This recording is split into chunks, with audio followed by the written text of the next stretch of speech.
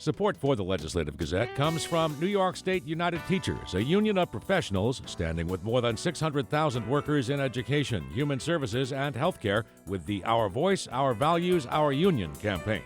And United University Professions, representing 37,000 academic and professional employees at SUNY campuses and teaching hospitals across New York State. Frederick E. Cole, President. UUPinfo.org.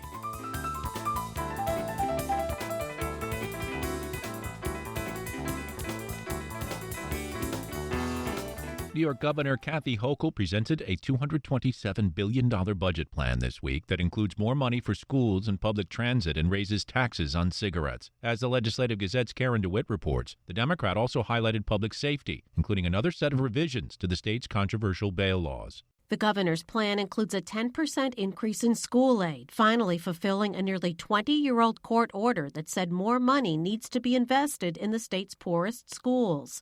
Healthcare spending would be increased by about 8%, with $1 billion used for more psychiatric beds and residential mental health treatment facilities. The governor is able to add the money because of larger-than-expected tax collections and funds remaining from the federal pandemic relief programs. That's led to an over $8 billion budget surplus. We set the table for what should be one of the most prosperous times in our state's history. But if New Yorkers don't feel safe, they can't afford to buy a home, they can't pay their rent, the cost of everything keeps rising, then nothing we've done will make a difference. To that end, Hochul is proposing that 800,000 new housing units be built in the state over the next 5 years, financed mostly by private developers, but 100,000 units of affordable housing would be paid for by the state.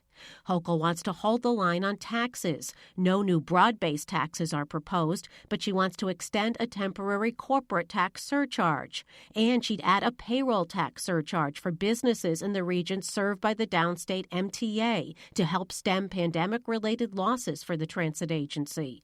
Hochul also wants to raise taxes on a pack of cigarettes by $1 to $5.25.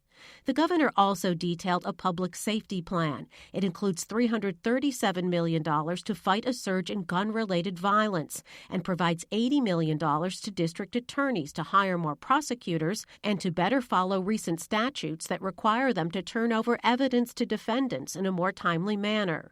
She also wants to revise the state's controversial bail reform laws to allow judges more discretion to set bail when people are charged with serious crimes. Hochul portrays the changes as an attempt to clear up confusion caused by previous changes to the laws that she says now conflict with each other. But judges are telling us that they don't have the clarity that they need to have when someone's before them and meets the standards of being bail eligible in particular. What criteria they use to determine whether or not to impose bail or not. Democrats who lead the state legislature have been resistant to making more changes to bail reform.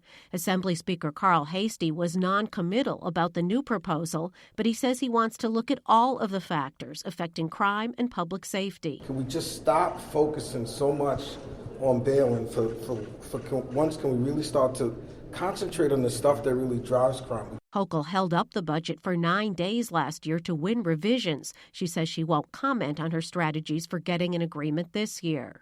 The governor is also proposing that public colleges and universities be allowed to raise tuition at a rate of up to 3% a year for colleges and 6% for universities. Speaker Hastie says he doesn't see that proposal flying with members of his Democratic conference. Tuition increase, that's a difficult one that I think is going to be tough for the conference. So if we don't want the tuition to be raised on students, we're going to have to figure out a way to pay for it. The budget address comes at a time of increased tension between Hochul and the Democrats in the legislature. A dispute between the governor and the Senate over her choice of chief judge remains unresolved. Senate Leader Andrea Stewart-Cousins did not comment publicly after the budget address, but she said previously that she has a good relationship with the governor and does not expect any hard feelings from the standoff over the chief judge selection to affect budget talks. In Albany, I'm Karen DeWitt. Upstate lawmakers are reacting to the $227 billion budget proposal New York Governor Kathy Hochul delivered this week. The Legislative Gazette's Dave Lucas with more. Assemblymember Sarahana Shrestha, a Democrat representing the 103rd District, says the governor's plan to expand the role of the New York Power Authority includes several core aspects of the Build Public Renewables Act, a bill she co-sponsored. But she says it leaves out critical parts without which the bill's transformative impact cannot be achieved. There are a lot of ideas presented in the budget that are in the right direction. So I'm happy to be having these conversations this year. The problem is that it's too late to go just halfway for a lot of things. One example is she did include sort of elements of the Build Public Renewables Act, which is a bill that I've been working on a lot, way before I ran for office. But it doesn't go all the way, which means that it won't have the impact that the bill is intended for.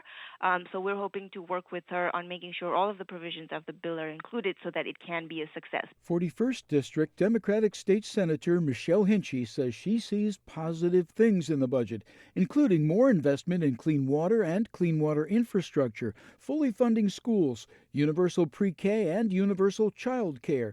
She believes there's definitely a lot more that could be added to the budget. And, I was really disappointed to see that our proposal to fund healthy school meals wasn't included in the budget. It's a no-brainer to make sure that every student has 2 meals while in school. Oftentimes, it's the only time that a child may eat during the day. And right now in our bigger cities, children have that luxury. They have healthy meals in their schools.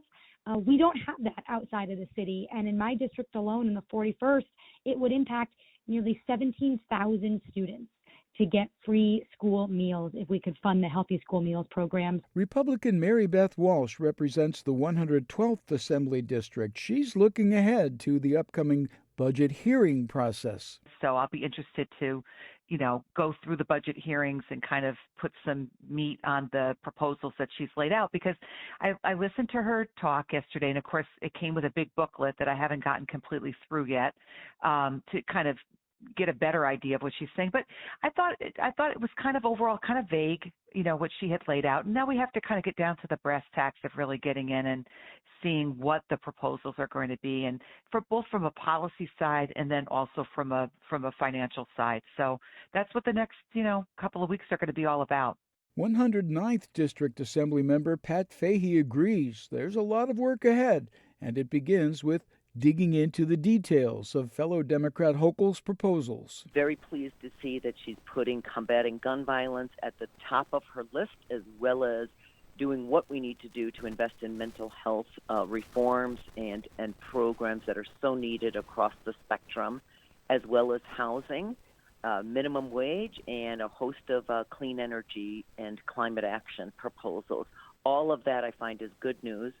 In addition, as the new higher education chair, still digging into the details there, but we want to make sure that we're going to do what we need to do for higher education, particularly SUNY and CUNY schools, with regard to operating aid for our schools, as well as capital investments to keep our campuses competitive and to make sure that we have research facilities for the 21st century. So lots of work ahead and many missing pieces there, but we're off to the races. 44th District Republican Senator Jim Tedisco said in an email he supports funding for schools, but says higher taxes will continue to drive out residents. For the Legislative Gazette, I'm Dave Lucas.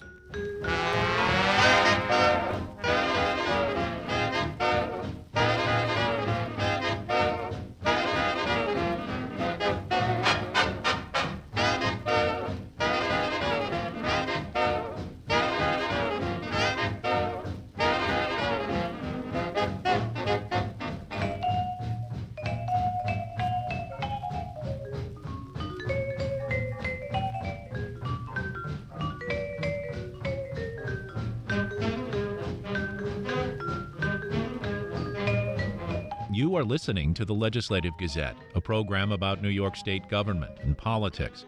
I'm David Gustina. Legislative Gazette political observer Alan Chartock spoke with Blair Horner this week. He He's the executive director of the New York Public Interest Research Group, or NYPIRG. Alan started by asking Blair for his reaction to the governor's budget proposal. Well, I mean, in some ways it's an easy budget for the governor in the sense that the state has a big surplus. So it's not the kind of budget where there's a sort of slash and burn element to it. That being said, the governor's plan anticipates revenue shortfalls in the next few years as the federal COVID funds dry up in New York. And so, of course, those are projections. You never know. But I think a lot of what the governor was doing in her $227 billion budget proposal is to see how much of the money she could squirrel away for reserves and to, if she could, come up with new revenue sources that are recurring so that she has more dough as she heads into the end of her first full term. So what kind of marks is she getting? Do people think she's doing a good job? What's the deal? Well, I mean, the polling has pretty good numbers for her. I mean, in the most recent Siena poll had her, in the high 50s, mid to high 50s in terms of public approval. And I think that is viewed by the administration as vindication of her efforts. There's always tension between the executive and legislative branches. It doesn't matter, if they're all one political party or not. We've seen it in the past where Republicans fight with Republicans and Democrats fight with Democrats. And so there will be a challenge to some of what the governor's proposed in her budget from the more progressive wing of the Democratic Party in the legislature. And the relationship between the executive and the legislative branches has become frayed, most notably over the fight over the governor's proposed chief judge nomination. Hector LaSalle was rejected by the state Senate committee. So, I think there'll be a lot of still, fighting that will go on because, after all, Democrats being Democrats, that's what they do. But it's a relatively easy budget because of the significant budget surplus that the state has. Well, you're a fairly progressive fellow. Do you think that the progressives in the state are making ground or gaining ground or losing it? Well, it's hard to. I mean, I'm not sure how you measure that. I mean, certainly in the legislative branch, progressives have more, I think, of an impact on the state Senate side than they do on the state assembly or with the executive branch. Now, the executive branch being the governor, I mean, I think the attorney general would be considered a progressive by progressives. I think that they are ascendant in a sense, but the governor really is institutionally the most powerful player in Albany. And, she's an upstate, more moderate Democrat. But you can see it reflected in the policies. I mean, earlier this month, January, I forgot what month I was in. Me too. The legislature approved a constitutional amendment for the ERA and to enshrine in the state constitution other rights. And that is an indication of a more progressive legislature than there would have been had it still been bipartisan as it was prior to 2019. So you were in the New York Times again, Blair. This time the issue was Governor Hochul vetoing the Grieving Families Act, arguing that Democratic lawmakers rushed passage before its impact could be fully evaluated. And this is a quote. "I think it's more evidence of a tension between the legislature and Ms. Hochul," said Blair Horner, that's you, the executive director of the New York Public Interest Research Group, which had supported the bill. "I mean, the veto message could have been written differently, but it wasn't." Mr. Horner, that's you, also noted that versions of the bill have been in Albany for more than a decade. "My guess is that if she wanted to work something out on a bill, it could have been done," you said. So can you bring us up to date on that? Well, yeah, it's sort of an obscure provision of New York state law that looms large to families who have someone in their family who dies due to the negligence of another person. And for most people, that never happens, so nobody ever thinks about it, thankfully. But for those families that do, it matters a lot. Under New York law, which was originally written in 1847 and has not been substantially changed in 175 years. If someone is killed due to the negligence of someone else, car crash, mistake in a hospital, whatever, the family is entitled to filing a lawsuit and being compensated if they win for the economic loss of that person. So if you're Alan Chartock, of course, that loss would be gigantic. If you're a measly NYPER guy, the compensation would be small. So the hedge fund manager family does well, I mean, of course, under the most tragic of circumstances, but a senior citizen who dies or a child who dies, those families do poorly, or if they're low income or sort of figure it out. Economic loss might have made sense in 1847 when people lived on farms and it was really about a male breadwinner getting killed. It doesn't make as much sense in the 21st century. And so partly it was the change to the economic loss issue to sort of broaden it to non-economic losses, and also to change the definition of what's a family. The 1847 male breadwinner family is not the standard for America or New York in 2023. So, that bill's been around. It's been kicking around for 30 years, and it's been moved out of committees and moved in different houses, and it's been an ongoing thing. Will New York modernize it? New York and Alabama were the only states that had this definition. And so finally it pops last year, and it was overwhelming bipartisan majorities. So the governor vetoes it, but she writes in the veto message, not that she has a substantive problem, which, reasonable people can always have different views. She says that the legislature didn't do their job. So that's just throwing gasoline on the fire after the Hector LaSalle fight. And I just think it makes things harder in Albany, not easier. That's Blair Horner, Executive Director of NYPERG, the New York Public Interest Research Group, speaking with Legislative Gazette political observer Alan Chartock.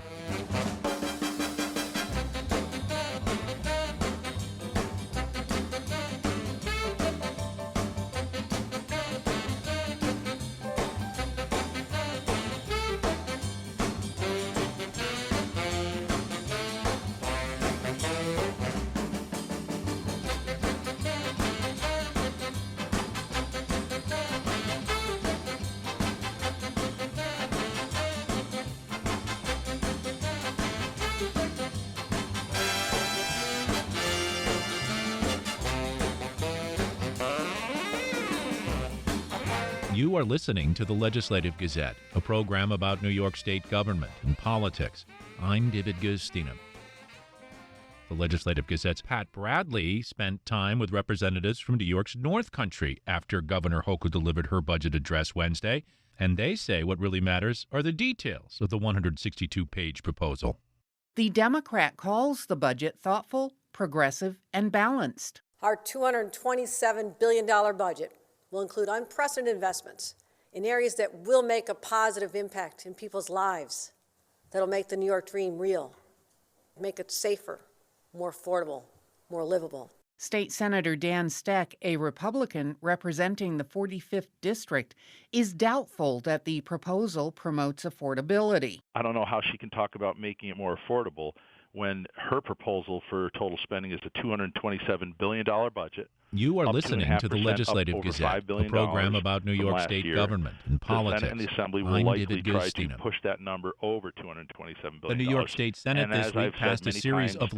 New York's budget is more than Texas and Florida combined, and both Texas and Florida have more people than New York. So this budget does not make it more affordable for New Yorkers.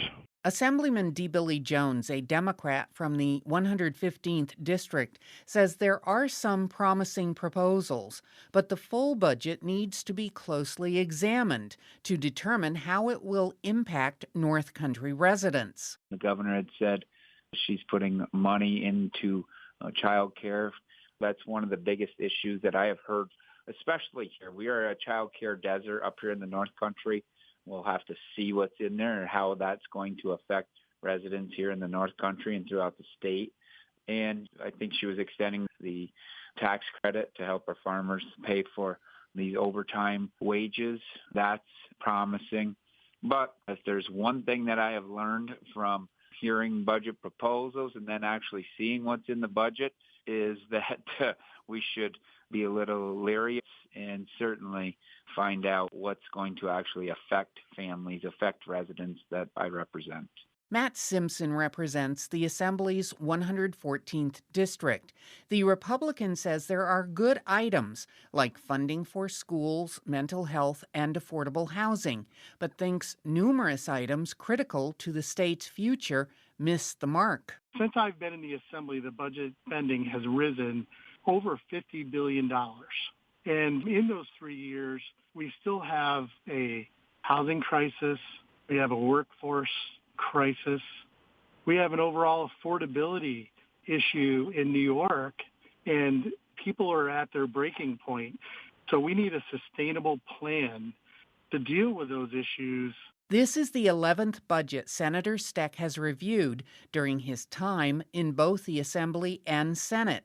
This year is the first time the Senate was in session during the governor's budget speech, something Steck perceives as an omen for budget negotiations. I thought it was very unusual that we were in session when the governor was giving her presentation. And I think that and the argument over Judge LaSalle, I think that has created a lot of tension or bad blood between Senate Democrats and the governor and the fallout of that. And you certainly have the Senate Democrats flexing their muscles with the second floor.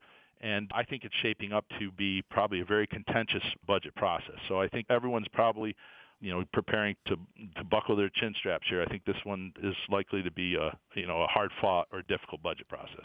The new fiscal year starts April 1st. There's more on Hochul's budget at WAMC.org. For the Legislative Gazette, I'm Pat Bradley.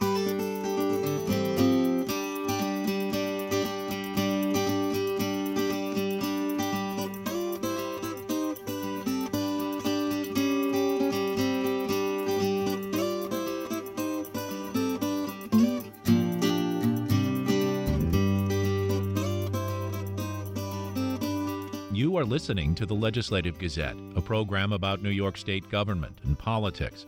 I'm David Gustina. The New York State Senate this week passed a series of limousine safety measures, including a bill extending the committee that advised lawmakers in crafting the legislation. The Legislative Gazette's Lucas Willard explains. Speaking alongside colleagues at the state capitol, Senate Democratic Majority Leader Andrea Stewart-Cousins heralded the 7 new limousine safety bills. Our state will never be made whole from the horrific crashes of our past, but the least we can do is enact stronger regulations that will prevent these types of tragedies from happening in the future, while modeling first-rate safety protocols for other states and the federal government to follow. The bills increase penalties for limo operators who disobey safety inspections, enhance safety equipment and safety ratings, and require operators to deliver a pre-trip safety briefing to passengers, similar to when boarding an airplane. It's the latest attempt at reform in the wake of the October 2018 stretch limo crash in Schoharie that killed 20 people. Senator Michelle Hinchey, a Democrat who, before redistricting, represented Montgomery County, where many of those in the tragedy were from, detailed legislation she authored that would take old limousines off the road at either 10 years or 350,000 miles, whatever comes first. To make sure that when you rent a limo and you and your friends or your family choose to travel to wherever you may be in a limousine, it is the safest that it can be. It's been maintained and making sure that the old ones that have been on the road that quite frankly should not be there anymore are being phased out appropriately. Another bill passed extends the operation of the special task force charged with reviewing safety rules for 2 years. The legislation passed by the Senate was crafted based in part by the recommendations from a spectrum of stakeholders. Democrat Tim Kennedy is the Senate Transportation Committee chair. They've had collaborative dialogues, not only internally, but with stakeholders across the state and across the nation, and are helping to inform the Transportation Committee and our conference on our efforts moving forward. One stretch limousine passenger safety task force member is Kevin Cushing, who lost his son in the Schoharie crash. Cushing has worked with other victims' families to help pass new safety laws at the state and federal level. You think you're doing the right thing when you're working on a commission and committee such as this. And we're certainly opened up to comments from people outside of the committee to maybe, have a better understanding of some of the things that we're doing that have, consequences that we hadn't taken into consideration. So, I'd rather have too much time than too little. So I'm fine with the 2 years. But the advocates are disappointed by Governor Kathy Hochul's veto this week of the Grieving Families Act. The bill that received overwhelming support from lawmakers would have updated New York's wrongful death statute and allow plaintiffs to receive emotional damages, let more family members seek compensation, and extend the statute of limitations. Hochul, a Democrat, in a Daily News op-ed detailed a counterproposal that would, quote, give parents of children who have tragically died in accidents the opportunity to seek meaningful accountability for their heart-wrenching loss, while, for the time being, exempting far more costly medical malpractice claims, end quote. But Cushing said the law needs to be updated according to the legislation easily passed last year. Those are horrible laws that we currently have in New York State. It's incredibly regressive and unfair to people of color, women, children, and elderly. It's a terrible law on the books. It needs to be changed. Stuart Cousins said the Senate will continue to push for the change. You know, we will continue. I mean, we were hoping, obviously, that we would have it signed. And, you know, we will continue to look at it. Meantime, many are still seeking answers as to why the limo in the Schoharie crash was allowed on the road. A long-anticipated Inspector General report, released in October, concurs with findings by the National Transportation Safety Board that the state departments of transportation and motor vehicles failed to use all available legal remedies to bring the company involved into compliance with state laws and regulations. Republican State Senator Jim Tedisco of the 44th District said he supports the new laws passed by the Senate, but took to the floor this week to call on the majority to hold hearings over potential state agency negligence in the 2018 crash. You can make all the accusations in the world. All I know is everybody who lost their life and every family member and every New Yorker in this state should know exactly what took place which led to this loss of life and this failure to have this vehicle on the road. For the Legislative Gazette, I'm Lucas Willard.